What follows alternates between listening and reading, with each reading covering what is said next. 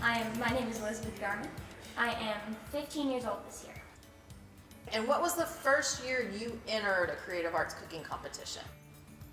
I entered my first competition in 2012. I was 6 years old. My granny had been doing it her whole life, and I love cooking, so.